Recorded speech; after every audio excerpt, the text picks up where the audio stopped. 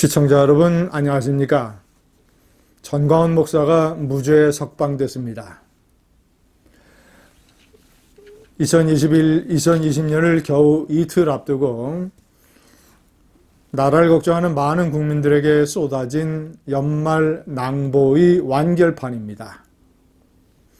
윤석열 검찰총장의 직무 배제 정지 가처분, 조국 부인 정경심 교수에 대한 징역 4년 선고, 윤석열 총장의 징계에 대한 사실상의 취소에 이어 네 번째입니다.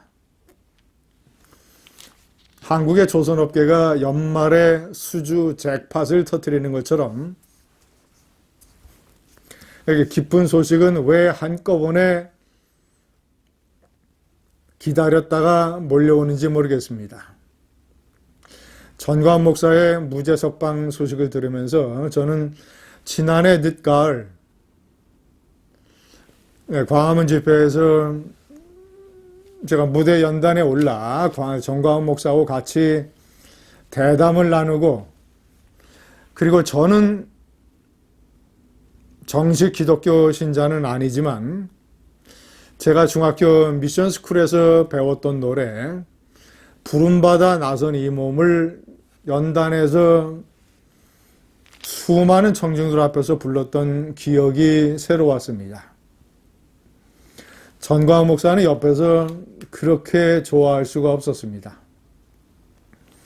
최근에 코로나와 강추위 때문에 많은 걱정을 했었는데 나름 건강한 몸으로 무죄 석방돼서 정말 다행입니다.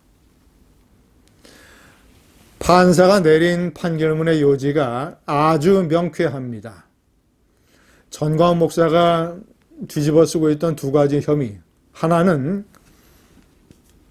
공직선거법상에서 규정하고 있는 기한을 벗어나서 그것보다 훨씬 일찍 특정 정당을 지지하는 발언을 함으로써 선거법을 위반했다.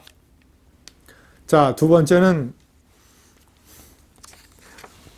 문재인에 대해서 간첩 또는 대통령이 대한민국 공산화를 시도했다는 등의 발언을 해 문재인의 명예를 훼손했다라는 두 가지 혐의였습니다. 자, 하나는 총선 후보자가 결정되지도 않은 상황에서 정당을 지지해달라고 호소한 것은 선거운동으로 볼 수 없다라고 무죄 판시했습니다. 공직선거법상 선거운동에 해당하려면 후보의 존재가 필요하다고 보는 것이 적절하다. 후보가 있어야 그 후보를 지지하느니 마느니 선거운동을 하게 된다라는 아주 단순 명료한 논리입니다. 피고인이 발언할 당시 지지할 정당조차 특정되지 않았거나 후보자가 결정되지 않은 상태였다. 자유우파 정당을 지지해달라고 했지 특정한 정당을 지지해달라고 한 것이 아니었다. 자유로운 의사표현과 활발한 토론이 보장되지 않으면 민주주의가 존재할 수 없으므로 표현의 자유는 곧 민주사회의 근간이다. 마치 미국 수정헌법 어멘드먼트의 제1조를 마치 한국의 법정에 가져와서, 물론 대한민국의 헌법에도 규정이 되어 있습니다만은 표현의 자유의 중요성을 판사는 다시 한번 강조했습니다. 간첩이나, 문재인의 명예훼손 혐의, 간첩이나 공산화를 시도했다는 표현이 사실을 드러내 보이는 표현이라기보다 정치 성향을 비판하는 비유 또는 과장에 불과하다.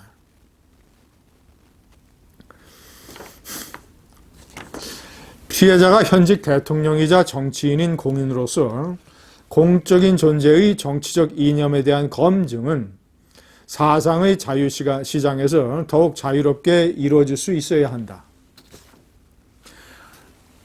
시청자 여러분, 제가 광화문 집회에서 여러 번 얘기를 했습니다마는 문재인의 반역 정권, 이 나라 대한민국 대통령의 뇌에서 공산주의자들이 차례로 기어 나왔습니다.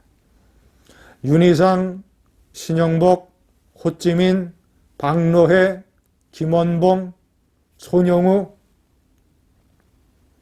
이런 사람들을 찬양을 하고 이런 사람들에게 유가족에게 직접 대한민국 훈장을 걸어주고, 자, 두 번째, 많은 예산을 써서 가는 국빈 방문에서 스웨덴의 의회에서 연설을 하면서 북한 공산 집단의 논리와 똑같은 얘기를 했습니다. 6.25는 내전이다. 국제전이 아니다. 그리고 한민족은 한 번도 외국을 침략한 적이 없다. 북한이 남한이라고 하는 외국을 침략했는데 버젓이 저런 식으로 북한의 논리에 맞는 얘기를 했습니다. 김여정이가 한번 협박을 하니까 낼름 대북전단 금지법을 만들었습니다. 이 문재인 정권이 북한과 내통하는 것 아니냐라는 의혹이 얼마나 많습니까?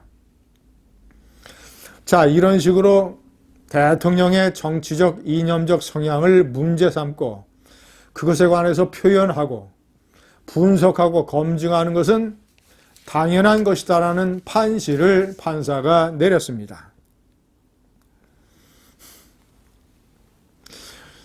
전광훈 피고인이 나름대로 근거를 제시하며 피해자의 정치적 행보나 태도에 비판적 의견을 표명한 것으로 보인다.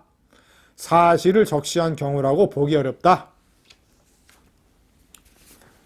이러이러하기 때문에 간첩이라는 사실을 적시한 게 아니라 이러이러한 여러 가지 정황과 몇 가지 근거를 들어서 정말이지 간첩이다라고 하는 비유와 과장법을 썼다라는 것이죠.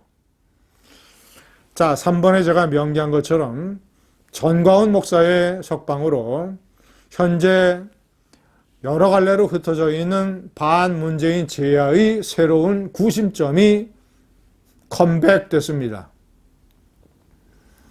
윤석열 검찰총장도 컴백하고 윤석열 총장과 전광훈 목사는 강철의 정의 연대입니다. 강철의 반문 연대입니다.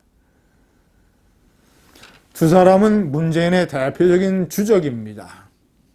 제가 여러 번 말씀드렸다시피 문재인의 주적은 김정은도 아니고 김종인도 아닙니다. 문재인의 주적은 윤석열 검찰총장과 전광훈 목사입니다. 당장 코로나 사태 때문에 광화문 집회가 어렵겠지만 유튜브와 각종 기자회견, 발표, 성명 이런 걸 통해서 전광훈 목사는 문재인 정권의 실정과 폭주와 위선과 반역적 행태를 날카롭게 지적할 것입니다. 2020년